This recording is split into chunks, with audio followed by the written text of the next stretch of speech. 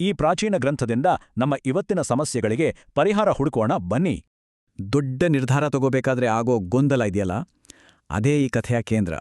ತನ್ನ ಕರ್ತವ್ಯಕ್ಕಾಗಿ ಸ್ವಂತ ಕುಟುಂಬ, ಗುರುಗಳ ವಿರುದ್ಧನೇ ಅರ್ಜುನ ಹೋರಾಡಬೇಕಿತ್ತು. ಅರ್ಜುನನ ಈ ಗೊಂದಲ ನಮ್ಮೊಳಗಿನ ಹೋರಾಟಲ ಹಾಗೆ ಇದೆ. ಕೃಷ್ಣನ 3 ಪಾಠಗಳು ನಮ್ಗೂ ದಾರಿದೀಪ.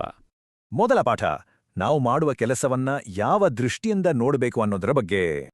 ಇದನ್ನೇ ಕರ್ಮಯೋಗ ಅಂತಾರೆ. ಅಂದ್ರೆ ಫಲಾಫಲದ ಬಗ್ಗೆ ತಲೆ ಕೆಡಿಸ್ಕೊಳ್ದೆ ಕೆಲ್ಸ ಮಾಡೋದು. ವಿದ್ಯಾರ್ಥಿಗಳಿಗೆ ಇದು ತುಂಬಾ ಮುಖ್ಯ. ರಿಸಲ್ಟ್ಗಿಂತ ಹೆಚ್ಚಾಗಿ ನಮ್ಮ ಪ್ರಯತ್ನದ ಮೇಲೆ ಗಮನ ಇರಬೇಕು. ಎರಡನೇ ಪಾಠ, ಅಸಲಿ ಯುದ್ಧಭೂಮಿ ನಮ್ಮ ಮನಸ್ಸಿನಲ್ಲೇ ಇದೆ ಅಂತ ಕೃಷ್ಣ ಹೇಳ್ತಾನೆ. ಮನಸ್ಸನ್ನ ನಮ್ಮ ಶತ್ರು ಅಲ್ಲ, ಬದಲಿಗೆ ನಮ್ಮ ಬೆಸ್ಟ್ ಫ್ರೆಂಡ್ ಮಾಡ್ಕೋಬೇಕು, ಅದೇ ಗುರಿ.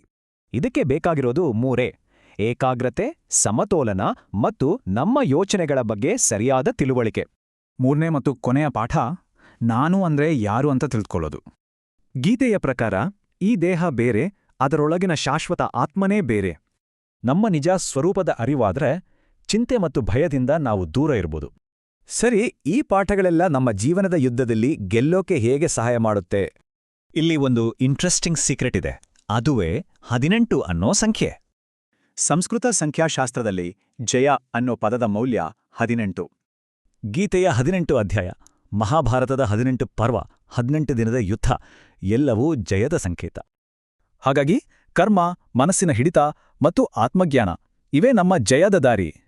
ಹಾಗಾದ್ರೆ ಈ ಪ್ರಾಚೀನ ಜ್ಞಾನ ನಮ್ಗೆ ಕೊನೆಯದಾಗಿ ಕೇಳೋ ಪ್ರಶ್ನೆ ಒಂದೇ: ಇಂದು ನಾವು ಗಮನ ಹರಿಸಬೇಕಾದ ಮುಖ್ಯ ಕೆಲಸ ಯಾವುದು?